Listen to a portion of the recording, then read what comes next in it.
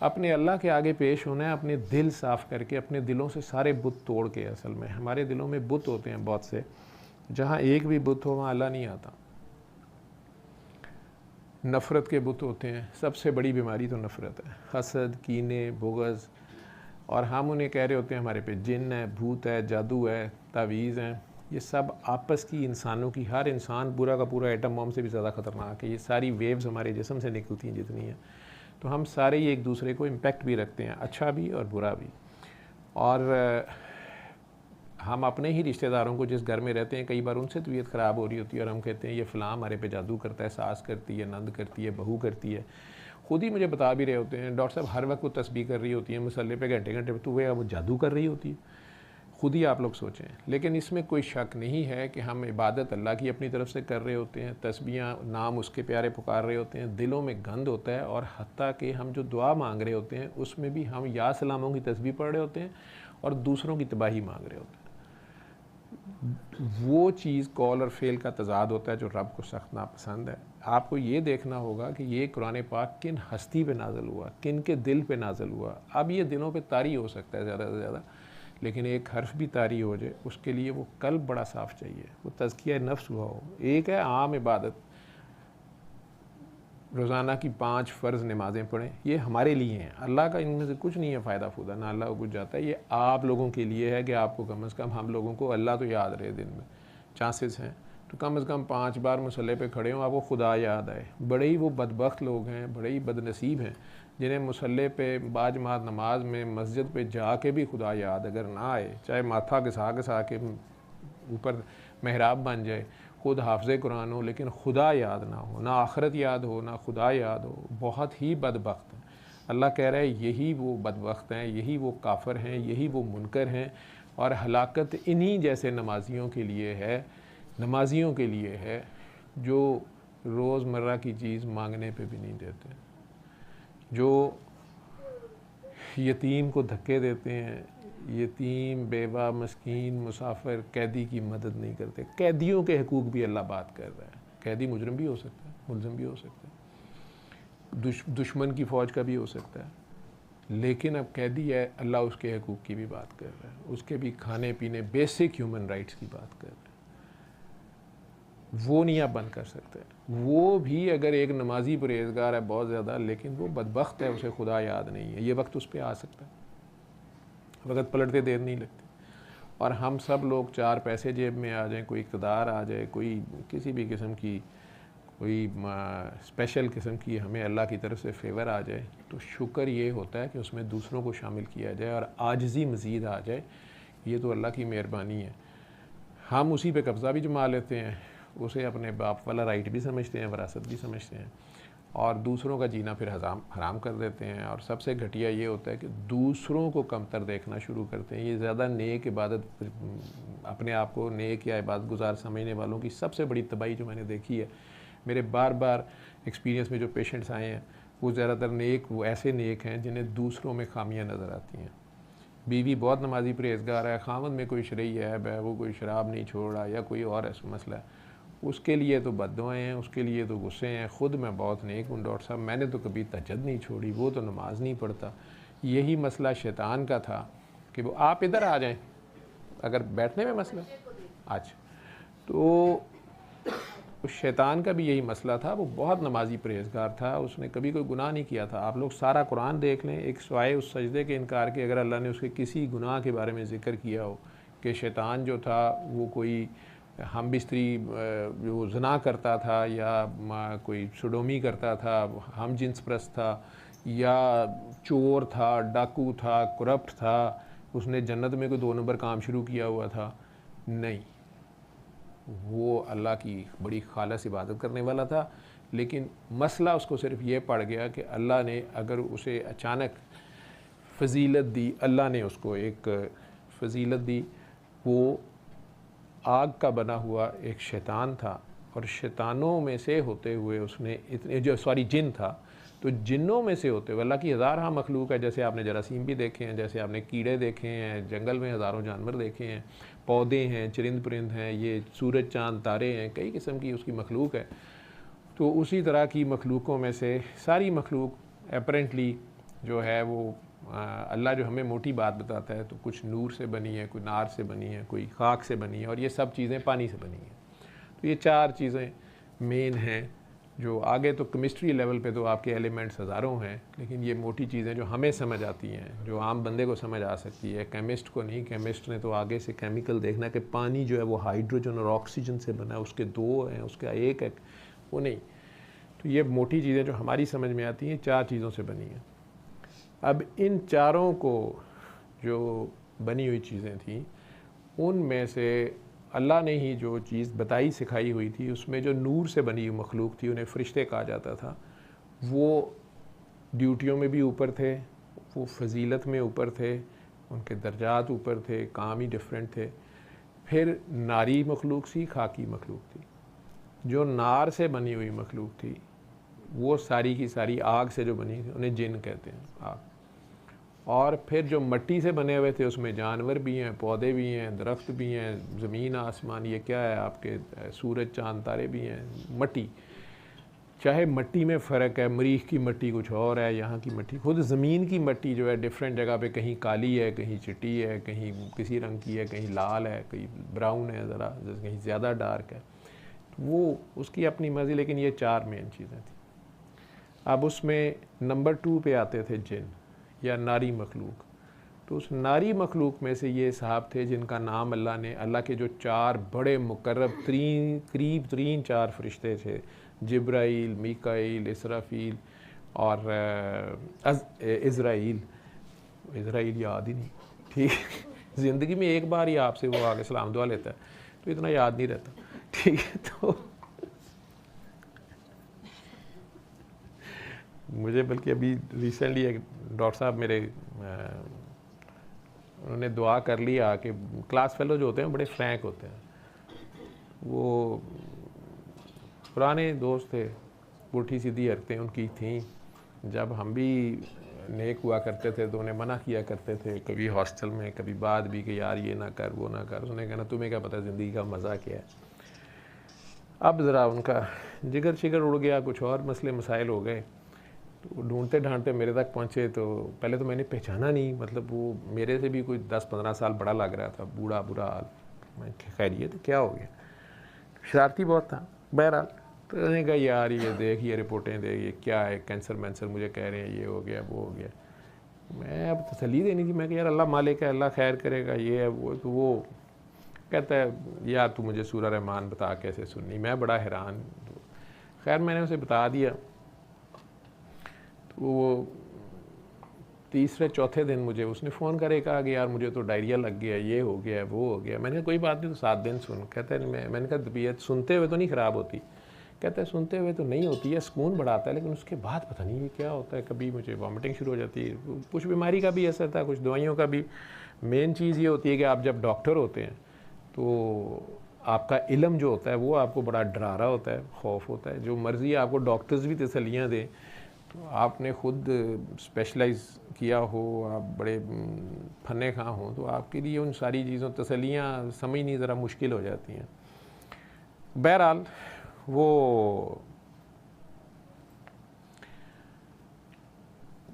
चौथा दिन गुज़रा, 5वां दिन गुज़रा, 6ठे दिन तो मुझे कहने लगा कि मैंने कल नहीं सुननी।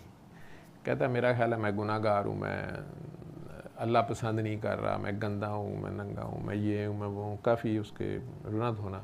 मुझे कहता यार मेरा ख्याल है, बाद ही मेरी तबीयत ख़राब होंगी, मैं जुंदा है तो जुंदा। मैं कहनी नहीं ऐसी कोई बात नहीं है, तू सुन ले। खैर वो भाभी का मुझे फ़ोन आया, उन्होंने कहा इनकी काफ़ी हालत बेहतर हो गई है, बस ये बाद में इनका पता नहीं पेट शेट को क्या होता है, मोशन और ये वो। तो नुसरत इधर आ जा तू, अगर आ ही गई है तो सदफ़ के ये सुंदस के पास या कोई इधर बैठे। तो उधर बैठना, इधर बैठना कहीं कि पहुंच जाएगी वहाँ तक।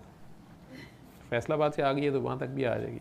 मैं 2-3 दिन से ही तेरे याद कर रहा था। मुझे कुछ लोग कह रहे थे आपको नहीं किसी की दुआ लगती है, कुछ है वो। मैंने कहा काकी है उसकी लग जाती है, अगर उसकी निकल जाए दुआ तो आज तू आ गई है।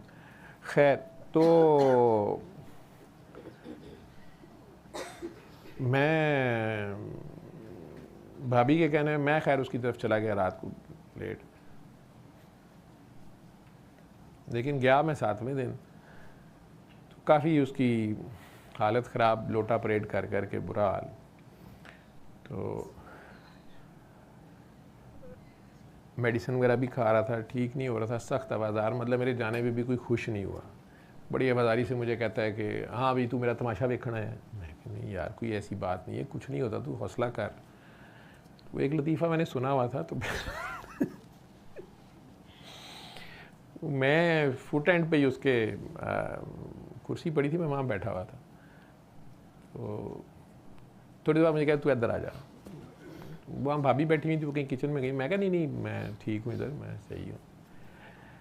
तो भाभी आई, उन्हें कहता है कि तकिया रखी है, मैं बैठा इधर, उन्होंने बिठा दिया। कहता है कि तेरे नाल दा कोई डॉक्टर हैगा सी।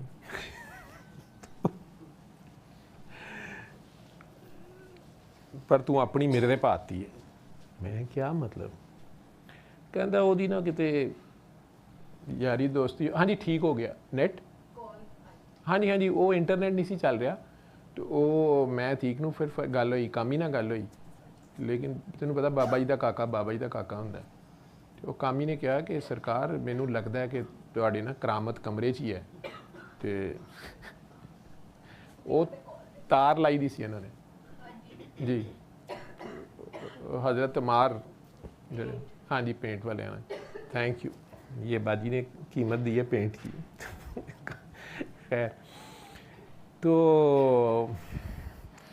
वो कहते वो डॉक्टर साहब की दोस्ती हो गई कहीं इजराइल से। कहता जिमें तू दस देना ना कि तू ऐ पढ़े है, तू ऐ कीता है। अब मैं सुन रहा हूँ, मुझे नहीं पता, बड़ा खबीस है पुराना, मुझे पता था आ तो कोई रही है जुगत, लेकिन मुझे समझ नहीं आई किधर से आ रहा है।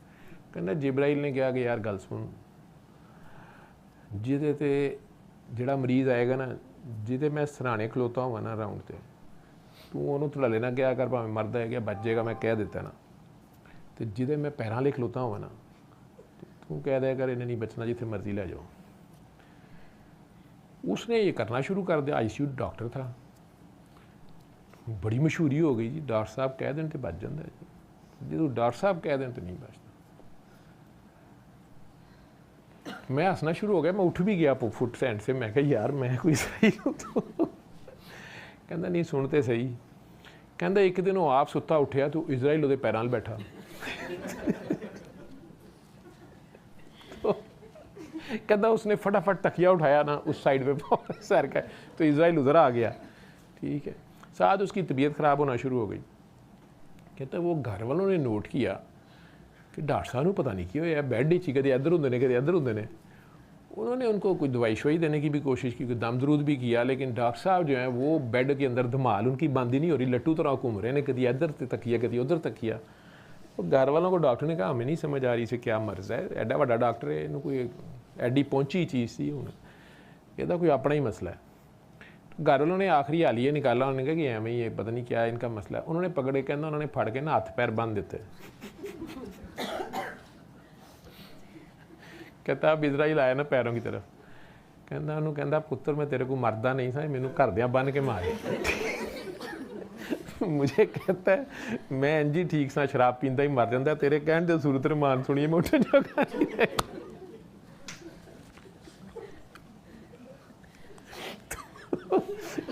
वो भाभी को बड़े गुस्से से कहता है इन्हें ही मैनू घलिया, ठीक है, इन्हें मैनू फड़ के मरवाया, और मेरे रब नूं मैं इंजी मंजूर सा, मैं ठीक सा यार, मैं बारा खांदा ही पिया था ना, तो तेरी सूरत रमान सुनी मैं टुरन तो भी गया, बाथरूम जान तो भी गया। तो बहरहाल अल्लाह का शुक्र है बेहतर हो गया। तो उसे गुस्सा इस बात पे चढ़ता था कि भाभी उसे कहती थी कि ये आपकी सफाई हो रही है अंदर से। तो वो गुस्सा करता था, कहते तुहाडे अंदरों की जाफरान आंदा सारे। जो इस तरह का जिंदा दिल बंदा होता है ना, उसके साथ इस तरह की बातें करनी ख़तरनाक होती हैं। एनीवेज, वो इज़राइल अलैहिस्सलाम, ये चारों फरिश्ते थे मेन। तो अल्लाह करीम ने शैतान, जिसे आज हम शैतान जानते हैं, तो ये जिन था, और जिन्नों का सरदार पहले तो मुकर्रर हो गया अपनी नेकी पारसाई के साथ। और फिर अल्लाह करीम ने इसको फ़रिश्तों का, इन चारों का भी, इनसे भी ऊपर, सारे फ़रिश्तों के ऊपर हेड लगा दिया नूरियों का, यानी इसे फजीलत दे दी। आउट ऑफ टर्न प्रमोशन समझें आप, मतलब था तो नूरी और नारी था। इसने उस वक्त नहीं अल्लाह मियाँ को कहा कि या अल्लाह आप तो मतलब मैं तो नारी हूँ, ये नूरी हैं, मैं इनका सरदार कैसे हो सकता हूँ, ये इनके ऊपर कैसे हो सकता हूँ। उस वक्त फटाफट अल्लाह मियाँ का चीफ ऑफ आर्मी स्टाफ बन के या जो भी होता है वो बन के बैठ गया होगा, जो अल्लाह ने रखा होगा सारे फरिश्तों के ऊपर, सारी मखलूक़ात के ऊपर। तो नेक्स्ट टू अल्लाह, तो इसका नाम अल्लाह करीम ने अज़ाज़ील रखा था, अजीज़ तरीन, ठीक है, अज़ाज़ील।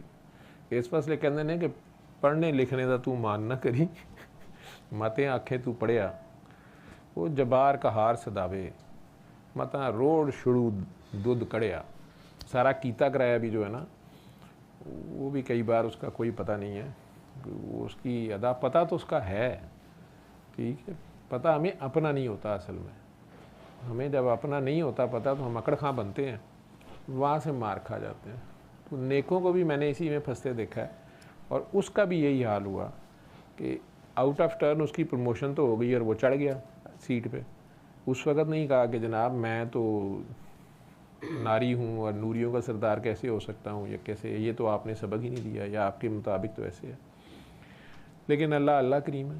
अब अल्लाह करीम ने क्या किया कि मट्टी ली, मुख्तलिफ़ जगह से ज़मीन की मंगवाई, सारे फरिश्तों को पता, उसे भी पता था, खाक आ गई, उसको मिक्स करके सातों बरे आज़मों की होगी, इसीलिए हर जगह हम पहुँचे हुए हैं, ठीक है। तो उनसे अल्लाह ने आदम का बुत बनाया। मैंने अभी सिर्फ वो बुत था, उसमें जान फूंकनी थी। मुझे ये समझ आई है कि जान और चीज़ है, रूह और चीज़ है, ठीक है। तो वो जान जानवरों में भी होती है, वो हमारे अंदर भी होती है। हम सो रहे हो, बच्चा सो रहा हो, बड़ा सो रहा हो, तो जिस्म हिल रहा होता है, सांस चल रही होती है, लेकिन अल्लाह कहता है ये मर गया होता है, इसकी रूह मेरे पास आ गई होती है, ठीक है। इसकी रूह मेरे से जुड़ी होती है, या इसकी रूह मेरे पास, मेरे करीब तरीन होती है। देखने में आपकी सांस चल रही होती है, जिस्म करवटें भी ले रहा होता है, लेकिन वैसे आप मुर्दा होते हैं, ठीक है। जिसका अल्लाह से ताल्लुक़ ही ख़त्म हो जाए, मुर्दा ही है। और वापस जब आपको जगाया जाता है तो वो रूह वापस आप में आ जाती है, या आपके जिस्म के अंदर ही वो रहती है, या अंदर ही कहीं अल्लाह होंगे, वो अल्लाह की कहीं करीब चले जाती है, आपसे ज़रा दूर हो जाती है। तो ये राज किसी को नहीं पता कि रब कहता है कि जब मैंने आदम बना लिया और फरिश्तों ने सवाल किया कि या अल्लाह करीम ये क्या बनाया है, तो कहा कि ये आदम है और ये ज़मीन पर हुक्मरान होगा, ज़मीन पर। फरिश्तों में से कुछ ज़्यादा पढ़े लिखे हो सकता है कि अज़ाज़ील साहब ही थे। उन्होंने कहा जी ये तो चीकनी मिट्टी चुक लिया जे, गारे दी लाए ने, उतों फलाने दी लाए ने, अफ्रीका दी लाए ने, काली भी लाए जे, गोरी भी लाए ने, फलाना, ये आपस दे विच ही ना कुछ काम शुरू कर दें, ये तो फसादी मिट्टी है। तो यानी हुक्मरानी दे रहे हैं आप इसको। अल्लाह करीम ने उन्हें कहा तुम वो नहीं जानते जो मैं जानता हूँ, क्योंकि उनके पास जितना मर्जी इल्म था, जिसकी बेस पे वो बात कर रहे थे, वो अल्लाह ही का दिया हुआ था। तो जिसने सबक दिया होता है उसको सबक नहीं देना होता। वो उसको कहना कि सर हमें तो आपने कहा था कि ये हलाल है, ये हराम है, अग दे विच सड़ जाएंगे, आपे तुसी अग दे विचों बोल रहे हो। वो रब है, वो आग थी झाड़ी के पास जहाँ लेने गए मूसा अलैहिस्सलाम, या दरख्त में से या झाड़ी में से बात कर रहे हैं, चाहे वो आग नहीं थी, आप कह सकते हैं चमकने वाली चीज़ थी, लेकिन मूसा अलैहिस्सलाम को तो वो आग ही लगी। और अल्लाह भी कुरान में लफ्ज़ तो ऐसे ही यूज़ कर रहा है।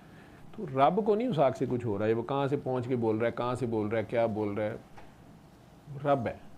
इसी तरह वो किसी को फजीलत देना चाहे, फरिश्तों ने एतराज़ नहीं किया, फरिश्तों ने नहीं कहा कि यार रब करीम ये आउट ऑफ टर्न इसको हमारे ऊपर लगा दिया आपने, ये तो नारी है, ये तो जिन है और हम नूरी हैं, हमारे ऊपर कैसे लग गया।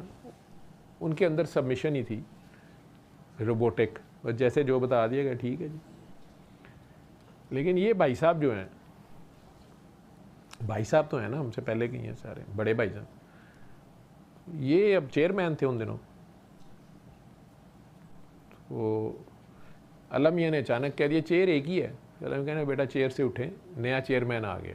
और नया चेयरमैन हज़रत आदम अलैहिस्सलाम ने अभी किसी स्कूल में नहीं गए, कोई तस्बीहें नहीं की, कोई वजीफ़े नहीं किए, कोई नमाजें नहीं पढ़ी, कुछ भी नहीं किया हुआ, और ऊपर से मट्टी से, ठीक है। जैसे कुछ मज़ाहिब में मुख्तलिफ़ दर्जे हैं, ये जी ब्राह्मण है, ये खश्तरी है, ये शूदर है, ठीक है। फिर एक और भी उससे नीचे होते हैं, दलित है, ये पता नहीं वेश है, ये सारे, तो बेचारे बिल्कुल, तो मट्टी बिल्कुल ही नीचे थी। तो इसलिए अल्लाह ने कह दिया कि सब इसको सबमिट करो, सजदा करो, मतलब आज से आप सब इसके अंडर हैं, इसका हुक्म मानो। आज से ये तुम्हारा हेड मास्टर है, या चेयरमैन है, या चीफ ऑफ आर्मी स्टाफ है, ये इसको आज से सबसे ऊपर लगा दिया। तो ये जो ज़्यादा नेक साहब थे, बहुत पढ़े लिखे, शैतान जिसे आज हम जानते हैं, इब्लीस जिसे हम जानते हैं, इसने इनकार किया कि ये तो मिट्टी का बना हुआ है। उसका ये आर्गूमेंट था, और मैं आग का बना हूँ, नार इज़ सुपीरियर, और ऊपर से मुझे 5 स्टार लगे हुए हैं, तो मैं तो सारों से सुपीरियर हूँ, मुझे कैसे कोई पकड़ सकता है। और ऐसे लोगों को अमूमन घर वाले पकड़ लेते हैं, घर वाले बन के मार देते हैं, ठीक है।